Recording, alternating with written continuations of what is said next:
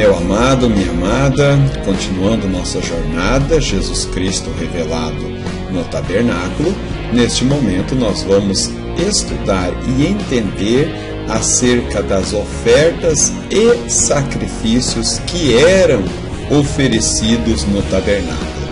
Aliás, esse foi um dos fins, esse foi um dos objetivos para ter se erguido o tabernáculo sobre o deserto, para que o povo pudesse sacrificar, oferecer ao Senhor. As ofertas e sacrifícios. Esse conjunto de rituais pode parecer estranho numa época diferente, mas as suas práticas faziam sentido para as pessoas daquele tempo e oferecem-nos uma compreensão melhor da natureza e do caráter de Deus e a obra do seu Filho Jesus Cristo na cruz. Hoje, o sacrifício de animais parece obsoleto e repulsivo para muitos, mas era um ato praticado em muitas culturas no Oriente Médio. Aliás, por toda a extensão do globo terrestre, nós vamos encontrar sacrifícios e oferendas a deuses. E tem todo um ritual, uma tipologia, uma didática de Deus nesses rituais, nesses sacrifícios e nessas oferendas que nós iremos entender a partir deste vídeo. Deus usou o método de sacrifício para ensinar ao seu povo. O pecado precisava ser levado a sério. Quando viam os animais do sacrifício a serem mortos, as pessoas eram sensibilizadas quanto à seriedade do seu pecado e da sua culpa. As leis de Deus e os sacrifícios serviam para revelar a verdadeira devoção do coração do ser humano. As cerimônias e os rituais constituíam a melhor forma dos israelitas firmarem suas vidas em Deus. Então, hoje parece ser repulsivo sacrificar, imolar animais, mas Deus precisava inculcar na mente do homem primitivo, de que ele era culpado, de que ele tinha os seus pecados e que ele precisava ter conhecimento que os seus atos pecaminosos, maldosos, custam caríssimo, a ponto de custar a vida. Custava a vida dos animais inocentes antes e custou a vida do próprio Deus encarnado. O povo levava sua oferta ao sacerdote, e o sacerdote pegava esta oferta e oferecia a Deus. Tudo era uma simbologia, sombra das coisas futuras que iriam se concretizar, realizar em Jesus Cristo. Hebreus capítulo 9, versículo 28, capítulo 8, versículo 5, Colossenses capítulo 2, versículo 16 e 17, vai nos deixar muito claro que tudo aquilo que era realizado no tabernáculo eram sombras, eram tipologias do que iria se concretizar lá no futuro sobre Jesus Cristo. E a primeira oferta, o primeiro sacrifício que nós vamos estudar é a oferta do holocausto, registrada em Levíticos, capítulo 1, versículo 3 até o 17. Também no capítulo 6, versículo 8 até o 13. Holocausto vem do hebraico olá, que quer dizer queimado sobre. Também era chamado de sacrifício contínuo. Êxodo capítulo 29, versículo 42. Isso porque todos os dias era oferecido a oferta, o sacrifício de holocausto. Um pela manhã e outro pela tarde. No dia de sábado era 2 por período, ou seja, 2 pela manhã e 2 pela tarde. Números capítulo 28, versículo 9 a 10.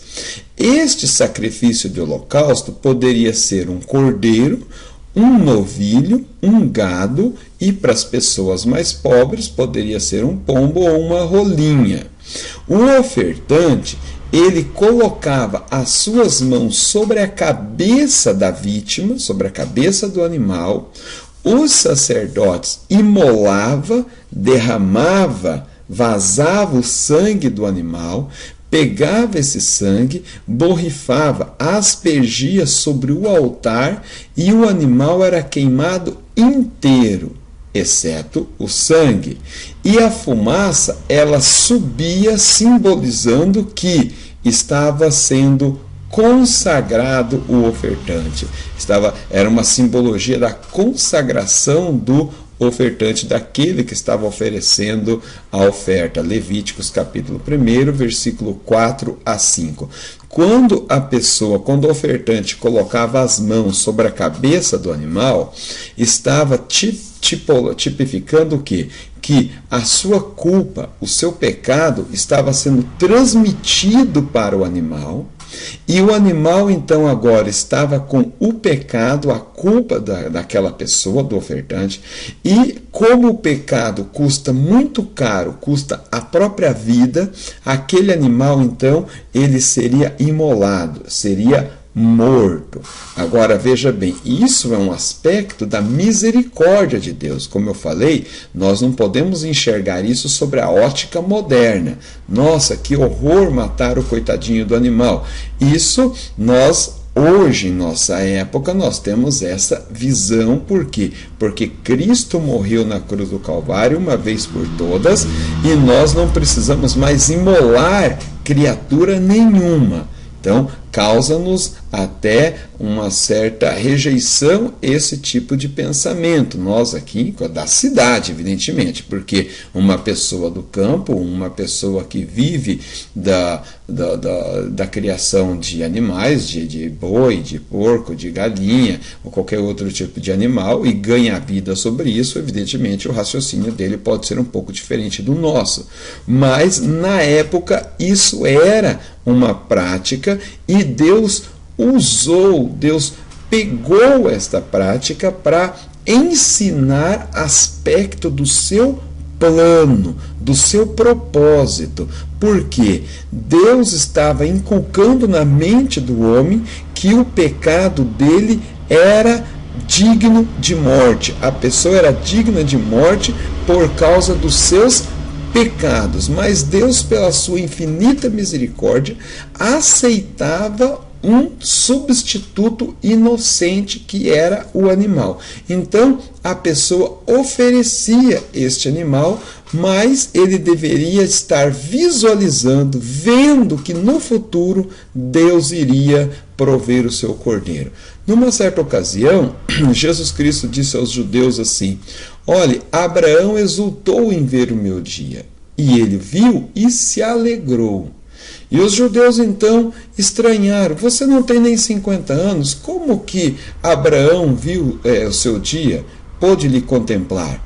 Ora, Jesus Cristo estava dizendo isso certamente por causa das simbologias que foram executadas no Antigo Testamento. Nós podemos reportar naquele episódio em que ele foi para imolar o seu filho Isaque e o anjo bradou: Abraão, Abraão, não faças tal mal ao menino, porque agora eu sei que teme ao Senhor. E cumpriu a palavra que Abraão havia dito para Isaque quando ambos estavam subindo para o monte. Isaque, Deus para si cordeiro proverá.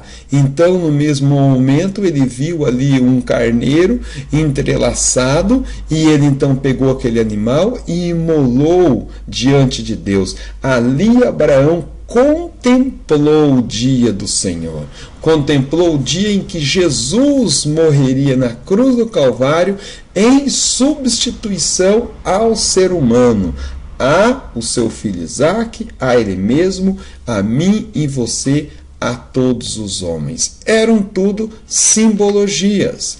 Simbolismo da oferta do holocausto. O animal inocente e fisicamente perfeito, porque este era um sacrifício voluntário.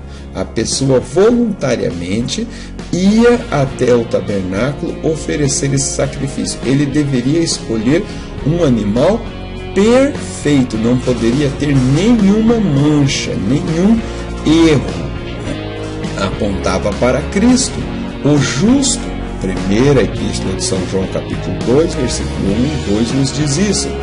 O ato de colocar as mãos sobre a cabeça do animal, demonstrando ao mesmo tempo uma identificação com a oferta, como também a substituição que ela representaria diante de Deus, aponta para Cristo, nosso substituto na cruz, que cumpriu perfeitamente as exigências de Deus e recebeu a sentença de condenação em nosso lugar. Efésios capítulo 5, Isaías capítulo 53 e Romanos capítulo 5. Deus que o abençoe. No próximo capítulo nós vamos entender então um pouco mais sobre os sacrifícios, as ofertas de manjares e, no último capítulo, o dia da expiação, o sacrifício do dia da expiação. Deus que abençoe e até o próximo capítulo.